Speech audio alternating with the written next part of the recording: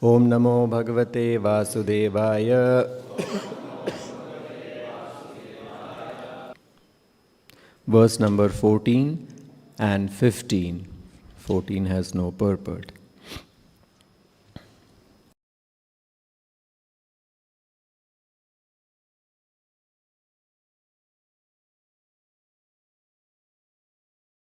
Tasmad Kirti Yashasor Jayapajayayorapi Samahasyat Sukadukhabhyam Mrityu Jivitayostatha. Translation by His Divine Grace A.C. Bhaktivedanta Swami Srila Prabhupada. Since everything is dependent on the supreme will of the personality of Godhead, one should be equipoised in fame and defamation, victory and defeat, life and death, in their effects represented as happiness and distress. One should maintain oneself in equilibrium without anxiety. Next verse, I'll read by myself. Verse number 15. Sattvam rajastamaiti prakrite natmano gunaha tatra sakshinam atmanam yoveda sa na badhyate. One who knows that the three qualities, goodness, passion and ignorance, are not qualities of the soul, but qualities of material nature, and who knows that the pure soul is simply an observer of the actions and reactions of these qualities, should be understood to be a liberated person. He is not bound by these qualities. Purport by Srila Prabhupada. As the Lord explains in the Bhagavad Gita 18.54, Brahma Bhuta Prasannatma na shochati na kangshati samaha sarveshu bhuteshu mad bhaktim labhate param. One who is transcendently situated at once realizes the Supreme Brahman and becomes fully joyful. He never laments or desires to have anything. He is equally disposed to every living entity. In that state, he attains pure devotional service unto me.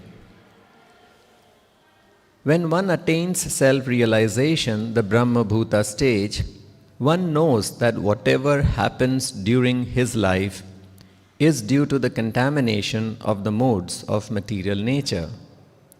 The living being, the pure soul, has nothing to do with these modes. In the midst of the hurricane of the material world, everything changes very quickly. But if one remains silent and simply observes the actions and reactions of the hurricane, he is understood to be liberated. The real qualification of the liberated soul is that he remains Krishna conscious, undisturbed by the actions and reactions of the material energy. Such a liberated person is always jubilant. He never laments or aspires for anything. Since everything is supplied by the Supreme Lord, the living entity, being fully dependent on him, should not protest or accept anything in terms of his personal sense gratification. Rather, he should receive everything as the mercy of the Lord and remain steady in all circumstances. So these are the words of wisdom spoken by Vritrasura to Indra. Words of wisdom being spoken by a demon to Asura, to a Devata. It's a very unique situation because we know that this demon, we have been hearing, Vritrasura is no ordinary demon. He's a great devotee, Chitraketu, which will unfold in the next chapters. Because a question will be asked, how come this demon Vritrasura spoke such exalted philosophy of Krishna consciousness? How can he be a demon? And then Shukdev Goswami explains that he was not a demon. He was a great devotee, Chitraketu, and somehow he got cursed due to a small offense by Mother Parvati, and so he took this birth as a demon. But his consciousness was very exalted, and that's how he is speaking these words to Indra. So Indra, why is he speaking these words? Because he wants to tell Indra that do not worry about the outcome of the battle. The outcome of the battle is fixed because the outcome is dependent on the Supreme Lord. And not just the outcome of a battle, but the outcome of everything that is happening in our life is dependent on the Supreme Personality of Godhead. So, if everything is dependent on the Supreme Personality of Godhead, nothing is really dependent on me, because I have performed some actions and because of my actions, I have accumulated some karma, good or bad, and now it is for the Lord to decide and punish or reward, or whatever the state may be, me.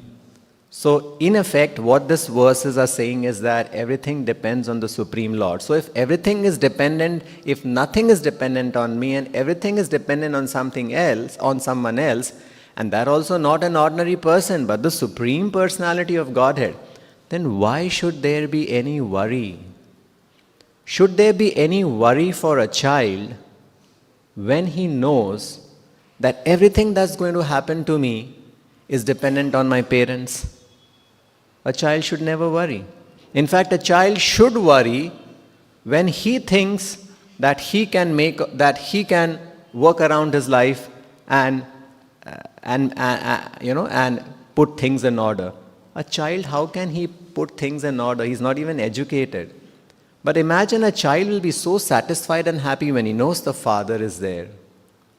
So in the same way, we must be aware, conscious, and be fully convinced that Krishna is in our life, He is acting in our life, and so I need not worry about anything. It's just like if you have any financial problem, you have a very, very rich friend who's ready to give you anything that you want. You'll have no worries about your financial stability because you have a rich friend. In the same way, we have the Supreme Lord with us who's got 6 opulences, Aishwaryasya, Samagrasya, Viryasya, Yashasasya. So we should not be worried about anything in life. So since everything is dependent on the supreme will of the Supreme Personality of Godhead, so now here comes the lessons from Vritrasura. These 2 verses are great lessons. And Krishna speaks these same lessons to Arjuna in the Bhagavad Gita. So what we should do, since everything is dependent on the Lord, generally what happens, we get worried in life. Because we think, oh, I have to do something, I didn't get this, I didn't get that, I'm happy, I'm distressed, I'm victory, defeat. So here it is said, since everything is dependent on the Lord, one should be equipoised in fame and defamation. Akirti is defamation, Yashasor is fame. One should be equipoised in victory and defeat. Jaya, apara, victory and defeat, and in life and death. Mrityu, jivitayos. One should be equipoised. In their effects, now what is the effect of fame, defamation, victory, defeat, life and death? The effects is happiness and distress. I become very happy in victory, in fame, and I become distressed in defeat, in defamation.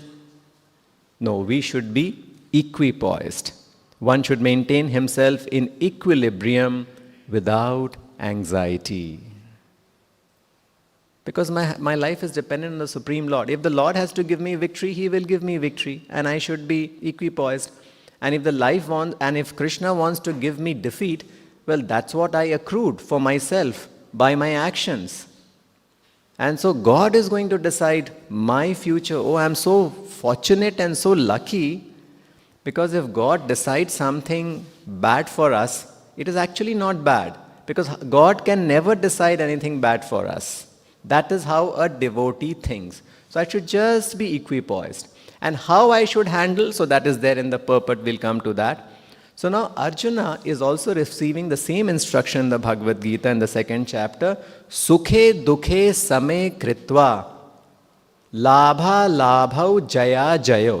Exactly the same verse occurs in the Bhagavad Gita. Sukhe dukhe, in sukh and dukh, same, be equipoised. Labha labhau jaya jayo. In gain, in loss, in victory or defeat. Then what should I do? You should simply be doing your duty, leaving the actions or the results in the hands of Krishna. Now here Prabhupada points out in one lecture very nicely how Krishna is giving a very important lesson. And what is that lesson? We are living in a world of duality. This is a world of duality, means there's something good, there's something bad. Like when you say there is darkness, darkness means there has to be light somewhere, because only when there's light can you experience darkness. Right? So it's dual. When there is victory, there is defeat also. So this is a world of duality. And we actually do not belong to this world of duality. So duality means that everything is relative, good or bad. It's a relative world. We do not belong to this relative world. We belong to the absolute world. We should know this. In the absolute world, there is no duality. So Krishna is also teaching us the same thing. You don't be distressed when there is suffering, defeat. Don't be happy when there is victory, gain, name, fame. No. You remain in one position. Absolute means one position. There's no relative difference. And we belong to the absolute world. So since we belong to the absolute world, we should remain in one position. Not in this position nor that position. And what is that one position? Here it is said. So these two verses are very interesting. In this verse, it says we should remain in equilibrium. That is the one position. And in the 2nd verse, it is said Brahmamuta Prasannatma. Prasannatma means we will remain truly happy on a spiritual plane. And here also it says na shochati na kangshati. He neither laments nor he na shochati na kangshati. He's neither lamenting nor hankering. So how can this one position be obtained when you are in a different platform? And that is, you do not think about your loss, your gain, your name, your fame. You think about how to satisfy Krishna. If you are fixed up in this thinking, in this mentality, how can I satisfy Krishna? Then all this is called self-centeredness. I am thinking about myself. Because you're so thinking about yourself, you are in this bodily concept of life, and so you get affected by, if there's victory, you get elated. You cannot control your emotions. And if there's defeat, then also, you are distressed. You cannot control yourself. But all these things belong to the material world. And as long as you are affected by these things, you will continue to stay in this dual world. So if you are perturbed, disturbed by duality, we will remain in this world where these things exist. But we should be equipoised, and that can only happen when we are fixed in serving Krishna, in satisfying Krishna. And in satisfying Krishna, there will be no suffering. Just like you see, Prabhupada gives an example when a mother is engaged in serving the child, sometimes she has to take troubles.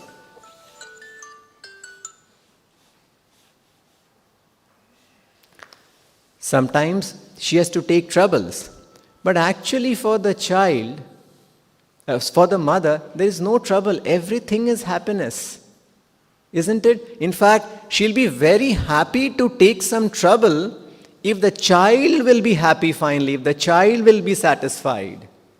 She'll be lovingly taking that trouble because her goal is now not for self, her goal is how can I satisfy my child?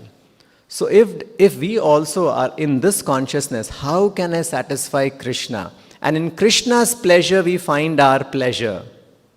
Then very easily we can come out of this duality. Bhaktivedanta Thakur has written a nice song, Tomara sevai dukkha hoye jato sheyoto parama sukha. In your service, whatever dukkha I go through, that is not dukkha, that is parama sukha. Seva, sukha, dukkha. In seva, happiness or distress, parama sampada. This is my greatest treasure. Seva, sukha, dukkha. So in seva, whether there is sukha or there is dukkha, both sukha and dukkha is the treasure. Why? How can dukkha in seva be treasure? How can dukkha be treasure? Because if you're taking some trouble in rendering service to the Lord, because by that trouble that you're taking, the Lord is getting satisfied, so that trouble is not a trouble, it is liberating you. Nashai avidya dukkha. So for devotees, there should be no concern of distress, because everything we are doing is for the service of the Lord. And apparently if it may appear that something is a trouble, it is not a trouble at all. It is for the pleasure of the Lord. I am serving the Lord. But as long as we are conditioned, as long as we have not come to the pure platform, these ups and downs will happen. And so here the instruction is, you remain equipoised. And here very nicely it is said,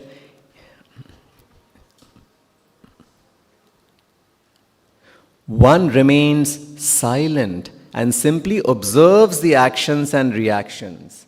You just have to remain, you just have to be equipoised. So, in the Bhagavatam also it says, Ata pumbhir dvija shrestha varnashrama vibhagasa swanushthitasya dharmasya samsiddhir haritoshanam.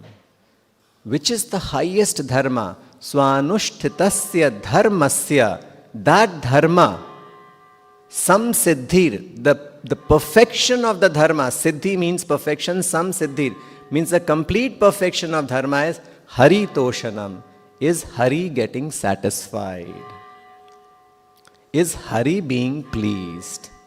Krishna also says in the Bhagavad Gita, Yat karoshi yad ashnashi yad juhoshi dadasi yat tapasvasvi kaunteya tat kurushva madarpanam.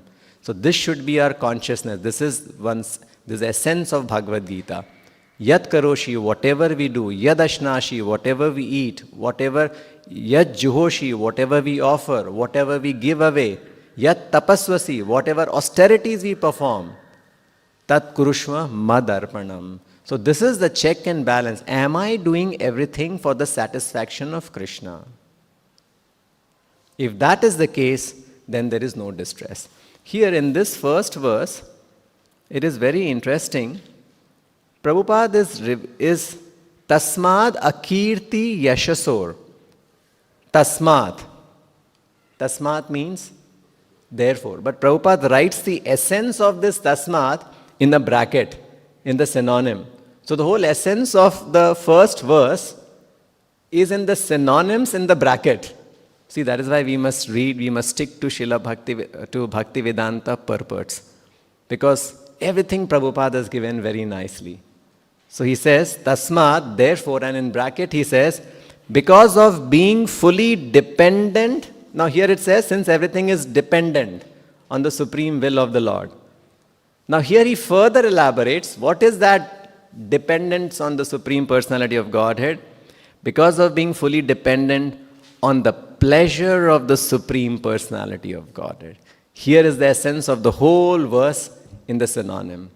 So how to please the Lord should be the concern. That's why this chanting of Hare Krishna is what? It is nothing but pleasing the Lord.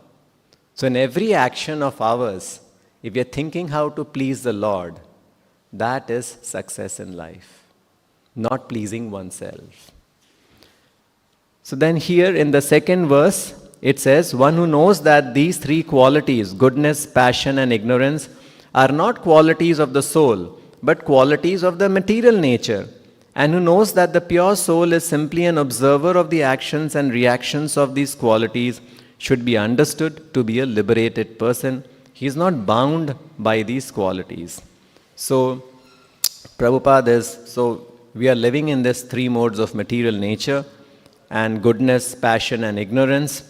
And because, like in Bhagavad Gita, they are described very nicely, how they are controlling us, how we are influenced by them, because we are living in this material nature. And so we should know that this goodness, passion and ignorance are not qualities of the soul, but qualities of material nature. But we get influenced by this because we have identified ourselves with this material nature.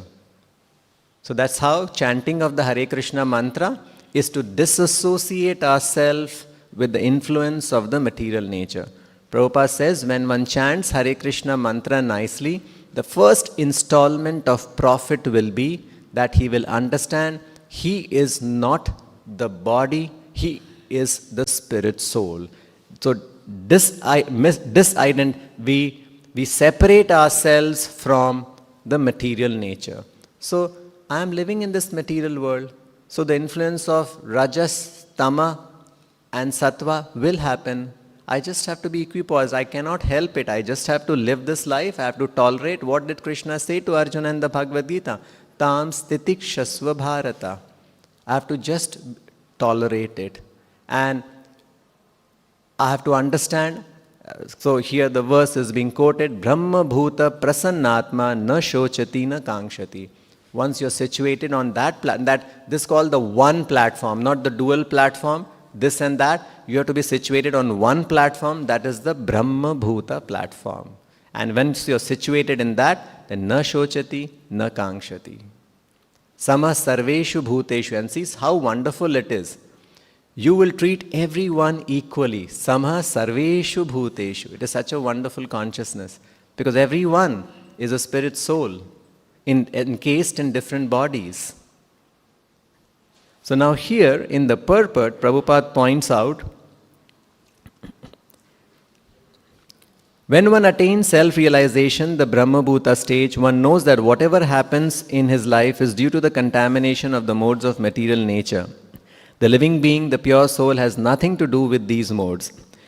Now he says something very nicely. In the midst of the hurricane of the material world, everything changes very quickly.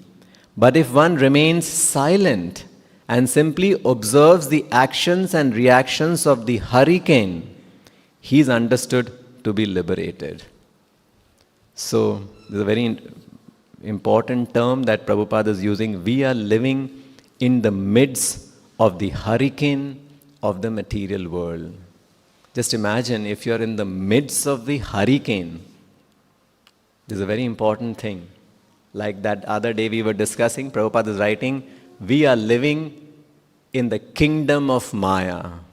Not just living in the Maya's kingdom, and her influence is very powerful. So this is something very important that we must always remember, and that's how every day morning we begin our day with Samsara Dava Anala Lidha Loka. Just imagine our prayer begins with this meditation that how dangerous this material world is. It's a very interesting thing to remember. Our prayer doesn't begin, the first line doesn't begin with, of course, glorification of Radha Krishna is there, but the first line should be just glorifying, the first line is to remind ourselves our status. Because unless and until we remind ourselves the state that we are in, we will not be able, we will not become serious in Krishna consciousness. Because, that serious determination for Krishna will come only when we remind ourselves, we remember that our current state is a very, very dangerous state. Otherwise, we'll remain satisfied. We'll be peaceful. Yeah, this is also nice. That is why it is said, in the upper planets, it is not possible to get liberated from the upper planetary system. If we want liberation, if we want to go back to the spiritual world, we have to come back to this Bhuloka, to this Prithvi Loka. Prabhupada writes, this is the only loophole through which we can escape back to the spiritual world. Because in the upper planets, there's so much of pleasure, so much of happiness, so much of opulence, that they all remain very satisfied. They also know about Krishna, not that they don't know. They know, in fact, Indra's master is Krishna. And Indra has been given that special weapon, thunderbolt, which has been prepared by the Narayana mantras. He knows, but no, they are very happy and satisfied. He's happy and satisfied with a heavenly position, with a position in the heavenly world. So, we are living in the hurricane of this material world. And this hurricane, we should know that we have no control over it. Like a forest fire, the example is given. A forest fire, we see so many stories, every year some forest fire here, there. In America, Los Angeles, that big forest fire happened. So this is our current reality. Adhyatmik klesha, adi bhautik klesha, adi daivik klesha. Miseries caused due to our own mind, miseries caused due to other living entities, miseries caused due to supernatural forces or devatas. We have no control. We have only control over our spiritual life. And it is only that is the only medicine. Krishna talks about another hurricane. We have to remember there are two hurricanes. One is the hurricane of this external world. We know what's happening in the world today. It's practically like a hurricane. Everywhere, every continent, nobody's happy, and each country, because everyone has their own interest. And the other bigger hurricane that we actually have to overcome is the hurricane in the mind. And this is what Krishna also Arjuna also expresses to Krishna in the Bhagavad Gita. Chanchalam hi mathi balavad dhridam tasyaham nigraham manye vayuriva sudushkaram. Vayu is like a hurricane. It is even more difficult than the hurricane of the wind. This hurricane going on in the mind. Chanchalam pramathi balavad dhridam. Chanchalam, very flickering.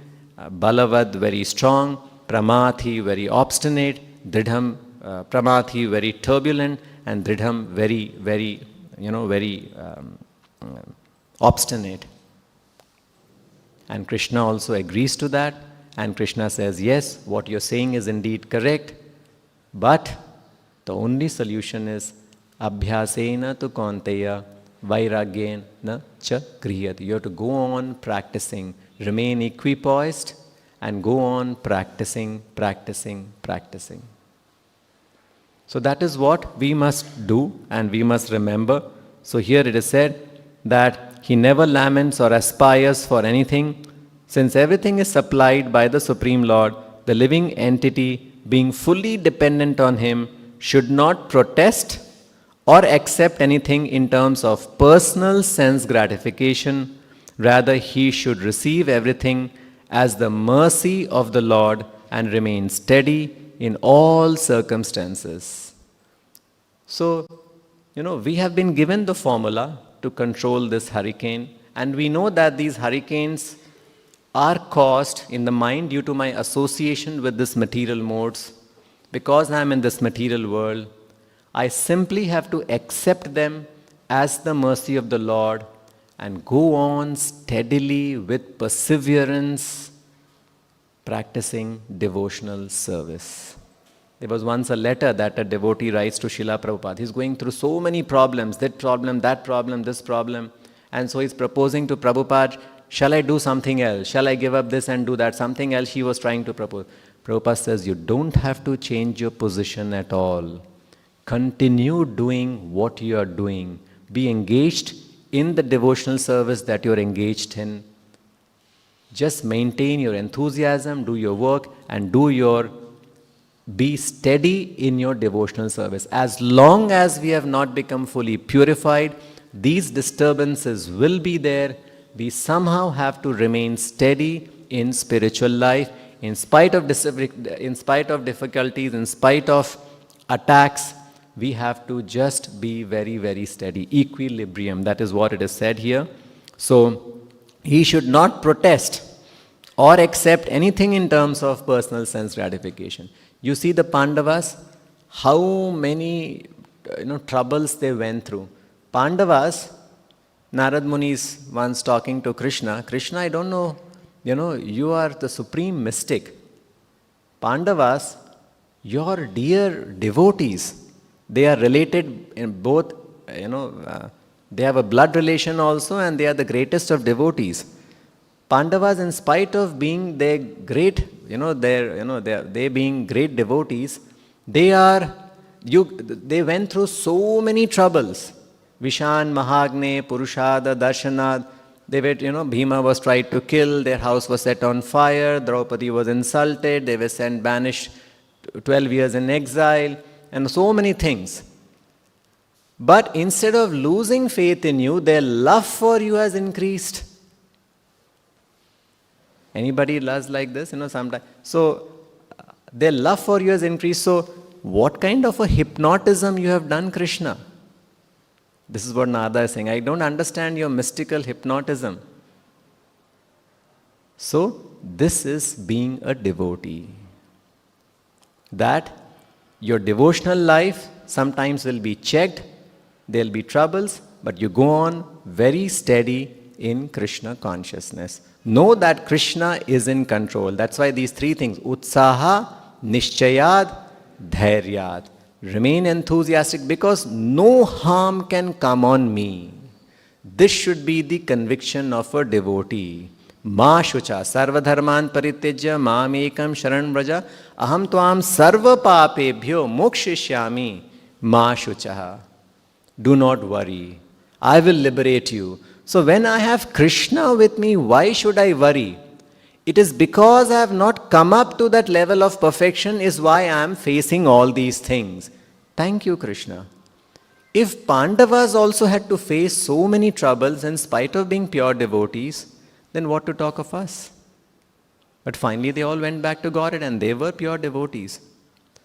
So, Utsaha, Nishchayad and Dhairya, these three things always, whenever we fall back, whenever there is a setback in our spiritual life, these three words should remind us what we should be always. Utsaha, never lose enthusiasm.